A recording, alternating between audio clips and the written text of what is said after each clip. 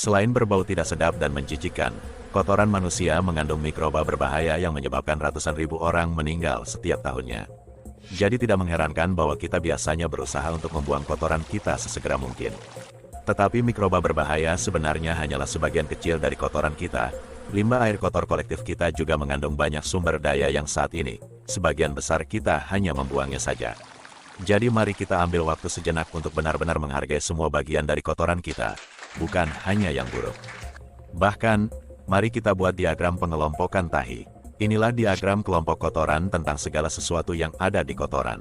Mari kita mulai dengan hal yang buruk, yang bisa mencakup segala hal mulai dari beberapa bakteri E. coli hingga Salmonella, rotavirus, dan Giardia. Namun, patogen-patogen ini umumnya hanya ada dalam kotoran orang-orang yang punya masalah pencernaan, dan dalam kotoran orang sehat, bakteri-bakteri ini sebenarnya tidak ada.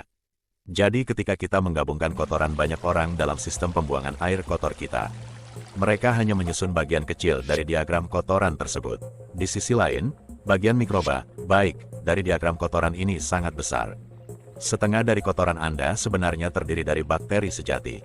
Bakteri-bakteri ini hidup di usus besar Anda dan memecah komponen-komponen makanan seperti serat, karbohidrat kompleks, dan protein.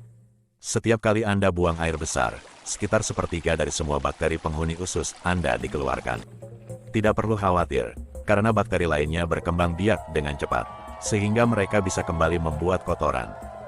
Bagian diagram kotoran selanjutnya adalah sisa-sisa materi tumbuhan yang tidak tercerna. Mamalia seperti sapi misalnya, secara teratur memakan serat tumbuhan lainnya dan memiliki saluran pencernaan yang lebih panjang dengan enzim dan bakteri khusus untuk mencerna tumbuhan. Atau, sebagai alternatif, mereka memakan kotorannya sendiri untuk memberi kesempatan usus mereka mencerna lagi. Manusia tidak melakukan kedua hal tersebut, yang berarti bahwa kita sering membuang sebagian besar materi tumbuhan yang kita makan, termasuk serat dan selulosa. Irisan kotoran selanjutnya sebagian besar terdiri dari protein yang berasal dari hal-hal seperti daging yang tidak tercerna, lendir, dan sel-sel usus yang terlepas. Selanjutnya adalah lemak, baik lemak ekstra langsung dari makanan yang Anda makan yang tidak dibutuhkan oleh tubuh Anda atau asam lemak yang terbentuk ketika bakteri usus Anda mencerna hal-hal seperti karbohidrat. Dan akhirnya, ada segala sesuatu yang lain, seperti fosfat tambahan dari makanan seperti susu dan telur. Bersama dengan hal-hal tidak dapat dicerna lainnya seperti logam berat dan plastik yang kita makan dengan tidak sengaja. Saat ini, hubungan kita dengan air kotor merupakan konflik wilayah, di mana kita mencoba untuk membuang dan menjauhkannya sesegera mungkin, sebab ada kandungan yang berbahaya dari diagram kotoran tersebut. Dan ya, juga fakta bahwa memang kotoran itu menjijikkan, tetapi itu kemungkinan besar hanya psikologis kita yang memandangnya berbahaya. Jika kita bisa membunuh mikroba berbahaya dalam air kotor kita dan tidak lagi memandangnya dengan menjijikan, maka kita bisa mulai memikirkan manfaat tentang semua bagian diagram yang lain. Dan apa yang bisa kita manfaatkan dengan itu semuanya? Banyak pabrik pengolahan air kotor sudah menggunakan kekuatan pembuatan gas dari bakteri baik sebagai sumber energi baru. Dan beberapa perusahaan sudah mengubah protein dalam kotoran kita menjadi pupuk untuk tanaman.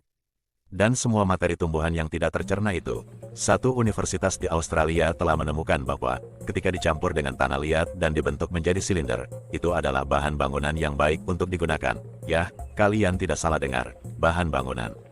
Dan di Kenya, suatu organisasi menambahkan larva lalat ke air kotor yang telah diolah. Larva tersebut memakan lemak dalam kotoran kita dan tumbuh hingga 10 kali lipat ukurannya. Larva terlihat sangat gemuk dan sehat-sehat. Mereka berubah menjadi maggot serangga lezat yang bisa digunakan oleh petani untuk membesarkan ayam dan babi mereka. Dan yang paling mencengangkan sekaligus mengagumkan, satu pabrik pengolahan air kotor di Jepang berhasil menambang logam berat dari kotoran kita. Bahkan, untuk setiap 1 ton kotoran atau tahi di fasilitas mereka, mereka bisa mengambil kembali sekitar 2 kg emas. Mungkin karena pekerja dan masyarakat di pabrik terdekat secara tidak sengaja mengonsumsi banyak logam tersebut. Jadi ya, setelah kita membuang irisan berbahaya yang kecil dari diagram kotoran kita, setiap irisan yang tersisa pada dasarnya bisa digunakan kembali, dan dengan lebih banyak cara daripada yang telah kita sebutkan di sini.